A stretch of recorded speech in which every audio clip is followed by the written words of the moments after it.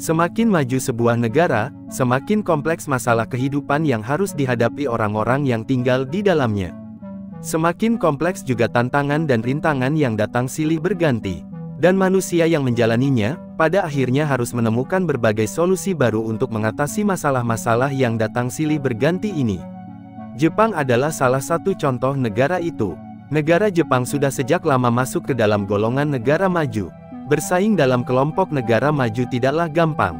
Pertumbuhan ekonomi harus tetap dijaga. Inovasi harus selalu dilakukan. Di kalangan pekerja, tingkat tekanan harus lebih tinggi. Target produksi harus dicapai. Target penjualan harus dikejar. Hasilnya para pekerja memiliki tingkat pekerjaan yang lebih tinggi dan tekanan yang lebih besar. Jepang dikenal dengan budaya kerja yang intensif, dengan jam kerja panjang dan harapan yang tinggi terhadap karyawan. Karyawan seringkali merasa tertekan untuk bekerja lembur, bahkan setelah jam kerja, dan menghadiri acara sosial perusahaan. Tekanan untuk berkorban demi perusahaan sangat kuat, yang dapat menyebabkan masalah kesehatan fisik dan mental.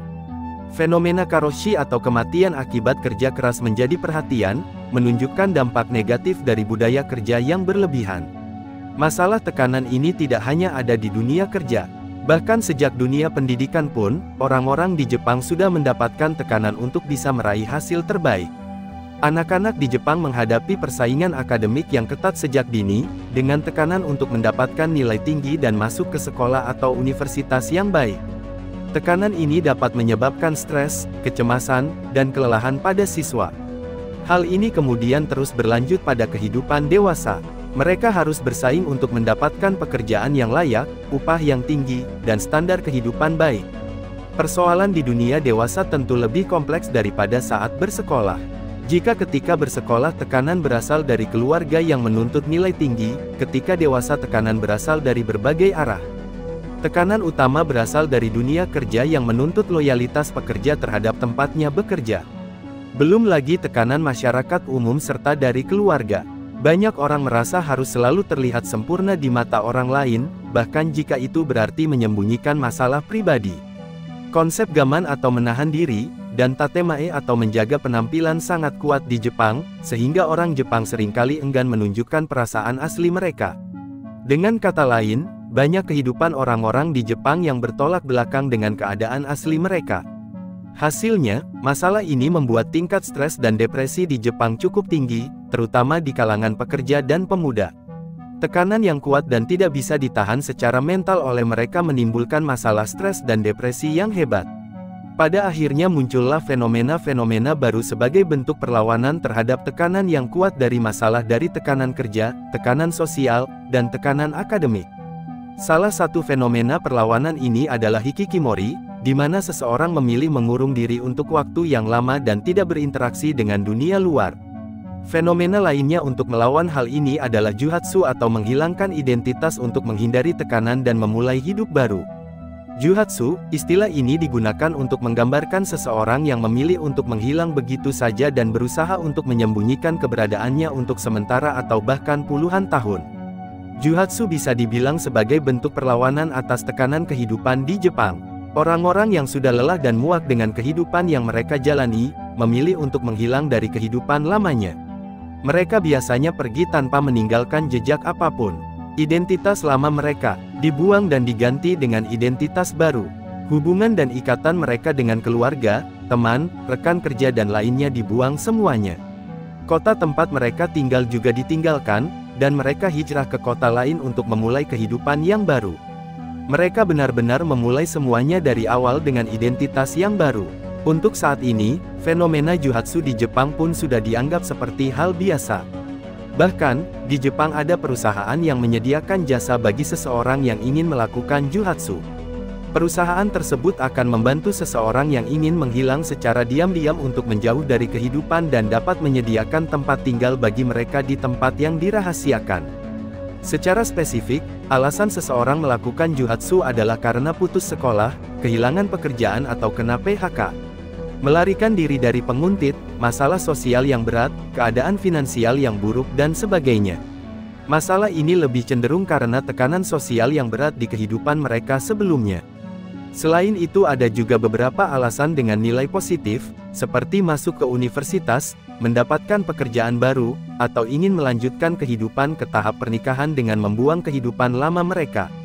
Juhatsu sendiri artinya adalah menguap, yang memiliki makna seseorang yang hilang begitu saja dari kehidupan lama mereka. Fenomena ini sebenarnya bukan fenomena baru. Fenomena ini sudah dikenal sejak tahun 1960-an. Namun memang belakangan ini fenomena ini mendadak lebih dikenal karena adanya perusahaan yang menjadi fasilitator bagi orang-orang yang ingin melakukan juhatsu ini. Jika dulu juhatsu digunakan untuk alasan-alasan sosial, seperti ingin bercerai dari pasangan mereka, maka daripada mengurus perceraian, ada beberapa orang yang memilih untuk melakukan juhatsu ini, yaitu menghilang begitu saja dari pasangan mereka. Ada juga masalah seperti terlilit hutang dan karena pendidikan seperti gagal masuk ke universitas tertentu. Namun dewasa ini, fenomena ini juga terjadi karena masalah yang kita bahas di awal. Tekanan kerja, keluarga dan lingkungan sosial yang terlalu berat membuat orang juga memilih jalan ini. Seperti orang-orang yang gagal mendapatkan pekerjaan, tidak kuat karena tuntutan keluarga dan pandangan lingkungannya yang menilainya gagal, maka juhatsu menjadi pilihan mereka. Ada juga karena tuntutan keluarga yang terlalu tinggi, seperti harus melanjutkan bisnis keluarga yang tidak sesuai dengan keinginan mereka, atau tuntutan untuk segera menikah dan punya anak, padahal secara mental dan keuangan mereka belum siap. Ada juga orang-orang yang memilih melakukan juhatsu karena merasa lelah dengan rutinitas kehidupan mereka yang monoton sebagai karyawan perusahaan. Dituntut loyal, aktif bersosialisasi dan menghadiri acara perusahaan setelah bekerja. Rutinitas yang membuat kelelahan secara fisik dan mental akan membuat orang-orang muak dengan kehidupan yang mereka jalani. Dan pada akhirnya mereka memilih jalan juhatsu. Di sisi lain, jika seseorang melakukan juhatsu, maka keluarga yang mencari mereka saat melapor ke polisi, tidak serta-merta akan dicari oleh polisi. Jika seseorang menghilang tanpa meninggalkan jejak kekerasan, maka polisi tidak memiliki wewenang untuk mencarinya. Begitulah aturan di Jepang. Hal ini membuat orang-orang yang melakukan juhatsu dapat dengan tenang memulai kehidupan barunya tanpa harus diuber-uber oleh pencarian pihak kepolisian. Sementara di sisi keluarga yang ditinggalkan, biasanya mereka cuma pasrah saat anggota keluarga mereka hilang tanpa kabar. Atau jika mau, mereka bisa melakukan pencarian secara mandiri. Hal ini terkadang membuat anggota keluarga yang ditinggalkan seringkali mencari informasi apabila ada penemuan jasad tak dikenal, memastikan bahwa anggota keluarga apakah sudah meninggal atau belum. Sampai sekarang, fenomena juhatsu masih menjadi pilihan bagi orang-orang yang ingin mereset atau memulai kehidupan baru mereka di Jepang. Setiap tahunnya bisa ribuan orang yang melakukan juhatsu untuk meninggalkan kehidupan lama yang tidak mereka kehendaki.